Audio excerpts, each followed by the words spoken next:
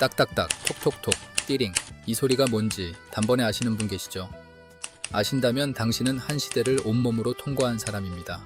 안녕하세요. 시대를 기억하다입니다. 오늘은 컴퓨터도 이메일도 카카오톡도 없던 시절 이야기를 해보려 합니다. 문서 한 장을 만들기 위해 온 신경을 손끝에 집중해야 했고, 글자 하나 잘못 찍으면 종이 한 장을 통째로 버려야 했던 그 시절. 대한민국 사무실을 지배했던 타자기 이야기입니다. 한글 타자기의 역사는 생각보다 훨씬 깁니다. 1914년 미국에 살던 재미교포 이원익이 영문 타자기에 한글 활자를 붙여 만든 것이 최초의 한글 타자기였습니다. 하지만 한글 타자기가 본격적으로 꽃을 피운 건 광복 이후였어요. 1949년 뜻밖의 인물이 등장합니다. 우리나라 최초의 안과 전문의 공병우 박사. 이분은 안과 교재를 번역하다가 조수들이 손으로 쓴 원고를 다른 사람이 도무지 알아볼 수가 없어서 답답한 마음에 직접 한글 타자기 연구에 뛰어듭니다. 안과 의사가 타자기를 만들다니 참 기막힌 일이죠. 그렇게 탄생한 것이 바로 세벌식 타자기입니다. 한글의 초성, 중성, 종성을 각각 다른 벌로 나눠 자판에 배치한 방식이었고, 영문 타자기에 뒤지지 않을 만큼 속도가 빨랐습니다. 같은 시기에 김동훈이라는 분은 5벌씩 타자기를 내놨는데 이쪽은 속도보다는 글씨가 예뻤습니다. 그래서 재미있는 현상이 벌어졌어요. 빠른 업무 처리가 생명인 국방부나 외무부에서는 공병구식 타자기를 썼고, 격식을 중시하는 문교부나 원호처에서는 김동훈식 타자기를 선호했습니다. 한 나라 안에서 두 종류의 타자기가 부처마다 다르게 쓰인 겁니다. 지금 생각하면 참 독특한 풍경이죠. 이 혼란을 정리하려고 1968년 정부는 국무총리 훈령으로 4벌씩 자판을 표준으로 지정합니다. 그런데 이게 공병우식도 아니고 김동훈식도 아닌 전혀 새로운 자판이었어요. 당연히 양쪽 다 반발했습니다. 그리고 또다시 1982년 컴퓨터 시대에 대비한다며 지금 우리가 쓰는 2벌씩 자판이 정부 표준으로 지정되지요. 한글을 어떻게 기계에 담을 것인가, 이 싸움은 수십 년에 걸쳐 계속됐습니다.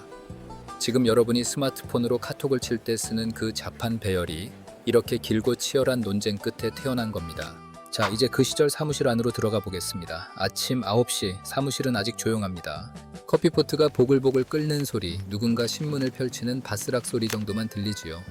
그런데 9시가 넘으면 한 대, 두 대 타자기 뚜껑이 열리기 시작합니다. 딱! 첫 번째 타격음이 울리면 그건 마치 신호탄이었습니다. 순식간에 사무실 전체가 딱딱딱딱, 톡톡톡톡톡 소리로 채워졌어요. 그 소리에는 개성이 있었습니다. 10년 넘게 타자기를 두드린 베테랑의 소리는 빠르고 경쾌하고 흐름이 끊기지 않았습니다. 반면 갓 입사한 신입의 타자 소리는 느리고 조심스럽고 중간중간 띠링 소리와 함께 한 칸 물러나는 따당 소리가 끼어들었지요. 놀라운 건 소리만 듣고도 누가 치는지 알 수 있었다는 겁니다. 타자 리듬이 곧 그 사람의 서명이었어요. 그 띠링 소리에 대해 좀 더 말씀드리면요. 이건 한 줄의 끝에 도달했다는 기계의 경고음이었습니다. 지금처럼 자동으로 다음 줄로 넘어가는 게 아니에요. 타자를 치던 사람이 직접 손을 자판에서 떼고 오른쪽에 달린 캐리지 레버를 힘껏 당겨야 했습니다. 위, 쿵. 종이가 한 줄 올라가고 캐리지가 처음 위치로 돌아가는 그 동작. 이걸 영어로 캐리지 리턴이라고 불렀는데 지금 여러분이 매일 누르는 엔터키가 바로 여기서 태어난 겁니다. 엔터키 안에 타자기 시대의 손놀림이 화석처럼 남아있는 거죠. 그런데 이 시절 사무실에서 가장 두려운 순간이 뭐였는지 아십니까? 바로 오타입니다. 지금은 백스페이스 한 번이면 끝이에요. 그때는 달랐습니다. 글자 하나를 잘못 치면 등에서 식은땀이 났다고 합니다. 간단한 오타라면 수정액이라는 게 있었어요. 1956년 미국의 은행 비서 베티 네이스미스 그레엄이라는 분이 발명한 하얀 물감인데요. 작은 브러쉬로 틀린 글자 위에 조심조심 칠하고 마를 때까지 기다린 다음 그 위에 정확한 글자를 다시 찍는 겁니다. 그런데 이것도 티가 났어요. 공식 문서에 수정액 자국이 보이면 이거 다시 쳐 소리를 듣기 십상이었지요. 줄 하나를 통째로 잘못 쳤다면 그건 정말 재앙이었습니다. 종이를 뽑아버리고 처음부터 다시. 보고서가 5장짜린데 마지막 장 마지막 줄에서 실수했다? 복사 붙여넣기가 없으니 최악의 경우 5장을 전부 다시 쳐야 했습니다. 그래서 타자를 치는 사람들은 엄청난 집중력을 발휘할 수밖에 없었어요.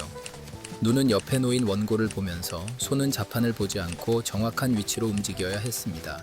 이것을 맹타라고 불렀지요. 키보드를 전혀 내려다보지 않고 치는 기술. 이 맹타 능력은 사무실에서 전문성의 상징이었습니다. 단순히 빨리 치는 게 아니라 실수 없이 빨리 치는 것, 그것이 진짜 내공이었어요. 그 시절 타자를 잘 치는 것은 단순한 기능이 아니었습니다. 취업의 열쇠였어요. 1970년 문교부는 타자 능력 검정 시험 규칙을 공포합니다. 1급 기준이 제한 시간 5분에 정타수 1250타. 5분 안에 1250글자를 틀리지 않고 쳐야 1급을 받을 수 있었어요. 이 자격증이 왜 중요했느냐? 1969년 한 은행이 서울여자상업고등학교에 직원 50명을 추천해달라고 하면서 타자 기능이 우수한 졸업 예정자를 보내달라는 조건을 내걸었습니다. 이것이 도화선이 되어 전국적으로 타자 교육 열풍이 불었어요. 상업고등학교에서는 주산, 부기와 함께 타자가 3대 필수 과목이 됐고 명동이나 종로 같은 번화에는 타자학원 간판이 줄줄이 늘어섰습니다. 1980년대에는 상업고등학교뿐 아니라 국민학교에서도 타자를 가르칠 정도였어요. 지금으로 치면 코딩 학원에 아이들이 몰려가는 것과 비슷한 풍경입니다. 당시 한국 타자기 시장에는 두 강자가 있었습니다. 경방산업의 클로버 타자기와 동아전공의 마라톤 타자기. 이 두 브랜드가 80년대, 90년대 사무실을 양분했는데요. 서울여자상업고등학교에서 재학생들에게 클로버 타자기를 개인 장비로 사라고 권유했더니 3,000명 가운데 1,000명이 바로 구입했다는 기록이 있습니다. 타자기 한 대가 그 시절 학생에게는 결코 싼 물건이 아니었는데도 말이에요. 그만큼 타자기는 곧 미래였고 취업이었고 먹고 사는 문제와 직결된 도구였습니다. 큰 회사나 관공서에 가면 타자실이라는 독립된 공간이 따로 있었습니다. 각 부서에서 손으로 쓴 원고를 가져오면 전문 타자수가 그걸 공식 문서로 만들어냈어요. 모든 중요한 보고서, 계약서, 대회 발표문이 이 사람들의 손끝에서 탄생했습니다. 회사의 무명 영웅들이었지요. 타자수의 책상 위에는 항상 두꺼운 국어사전과 전문 용어집이 놓여 있었고 옆에는 공문서 서식이 줄지어 걸려 있었습니다. 중요한 문서를 칠 때면 주변이 숙연해졌어요. 잡담이 멈추고 오직 타자 소리만 울렸습니다. 실수 없이 한 장을 완성하고 찰칵하고 종이를 뽑아내면 주변에서 작은 탄성이 새어나왔지요. 그것이야말로 타자수에 대한 최고의 찬사였습니다. 그리고 여기서 하나 재밌는 이야기가 있어요. 복사기가 귀하던 시절 같은 문서를 여러 부 만들려면 어떻게 했을까요? 종이와 종이 사이에 까만 먹지, 카본지를 끼워 넣고 타자를 쳤습니다. 타자기 활자가 종이를 강하게 두드리면 그 압력이 먹지를 통해 아래 종이에 전달되면서 같은 글자가 찍히는 원리였어요. 이렇게 만든 복사본을 카본 카피라고 불렀습니다. 줄여서 CC. 혹시 눈치채셨나요? 지금 이메일 보낼 때 참조란에 쓰는 그 CC가 바로 타자기 시대의 먹지에서 온 겁니다. 수십 년이 지난 지금도 이메일을 보낼 때마다 우리는 타자기 시대의 언어를 그대로 쓰고 있는 거예요. 타자기 사무실에는 또 하나 독특한 문화가 있었습니다. 기다림의 문화입니다. 지금은 메일을 보내면 3분 안에 답이 올 거라 기대하잖아요. 그때는 전혀 달랐습니다. 문서 한 장을 완성하는데도 시간이 걸렸고 상사에게 결제를 받으려면 그 종이를 직접 들고 가서 줄을 서야 했어요. 팩스도 없던 초기에는 다른 부서에 문서를 전달하려면 사람이 직접 걸어가야 했지요. 그 기다리는 시간, 타자 소리가 잠시 멈춘 사무실에서 사람들은 커피를 마시며 이야기를 나누고 창밖을 내다보며 생각에 잠기곤 했습니다. 그 빈틈. 돌이켜보면 그 빈틈이야말로 동료와 깊은 대화를 나누거나 새로운 아이디어가 떠오르던 순간이었습니다. 모든 것이 실시간으로 연결된 오늘날 정작 사라져버린 것은 그 여유로운 빈틈이 아니었을까 싶습니다. 타자기는 소통의 도구이기도 했어요.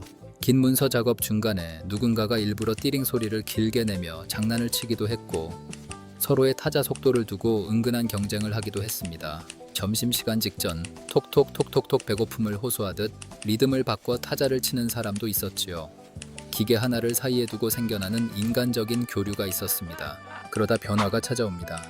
1983년 국산 휴대용 워드 프로세서 전용기가 처음 개발됩니다. 대우전자의 르모, 현대전자의 워드피아 같은 제품이었어요. 프린터가 내장된 전자식 기기였는데 화면에서 수정을 한 다음에 인쇄할 수 있다는 것만으로도 혁명이었습니다.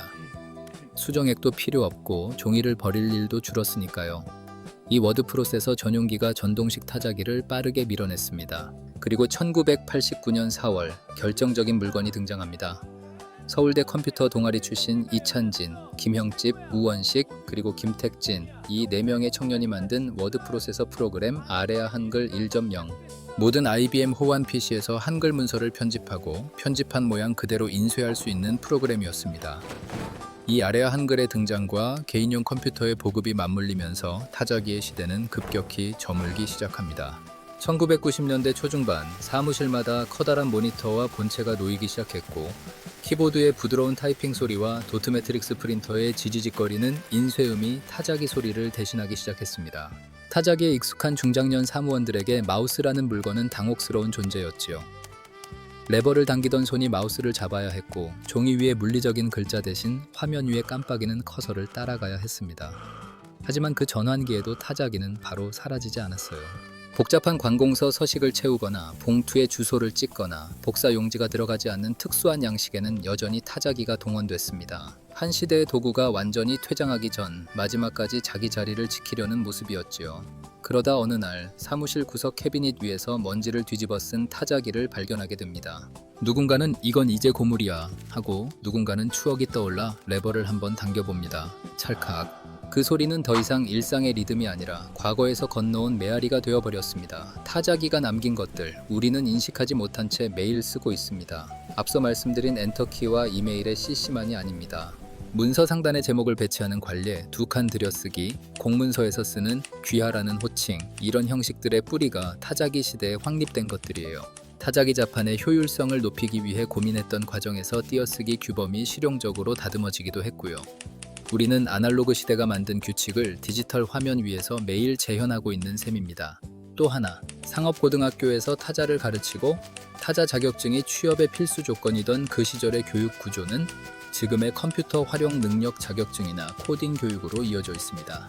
새로운 기술이 나올 때마다 그것을 다루는 능력이 곧 경쟁력이 되는 구조, 그건 타자기 시절이나 지금이나 똑같지요. 오늘 이야기를 정리해 보겠습니다. 딱딱딱 톡톡톡 띠링. 그 소리는 단순한 기계음이 아니었습니다. 그것은 한 시대 사무실의 심장 소리였고 그 안에는 글자 하나에 온 정성을 쏟아야 했던 집중력과 실수를 용납하지 않던 긴장감과 기계 한 대를 사이에 두고 형성된 생생한 인간관계가 담겨 있었습니다. 안과 의사가 만든 한글 타자기, 자판 배열을 두고 수십 년간 이어진 논쟁, 타자 자격증을 따기 위해 학원에 다니던 젊은이들, 타자실에서 실수 없이 한 장을 완성하고 나서야 안도의 숨을 내쉬던 타자수들, 먹지를 끼워 넣고 여러 불을 만들어내던 손끝의 기술. 그리고 어느 날 사무실에 컴퓨터가 들어오면서 조용히 구석으로 밀려나야 했던 타자기의 마지막 모습까지. 그 모든 것이 사라진 것 같지만 사실은 사라지지 않았습니다. 여러분이 오늘 누른 엔터키 안에, 이메일에 적은 CC 안에, 공문서에 들여쓰기 안에 타자기 시대는 여전히 숨쉬고 있습니다. 다음에 키보드를 두드리실 때 잠깐 손끝을 멈춰 보시기 바랍니다. 그 자판 아래에는 딱딱딱 소리를 내며 한 글자 한 글자 정성을 다해 찍어내던 수많은 사람들의 땀과 긴장과 웃음이 켜켜이 쌓여 있습니다. 딱딱딱, 톡톡톡, 띠링. 그것은 소리가 아니라 한 시대가 남긴 심장 박동이었습니다. 시대를 기억하다 오늘도 들어주셔서 감사합니다. 다음 이야기에서 또 뵙겠습니다.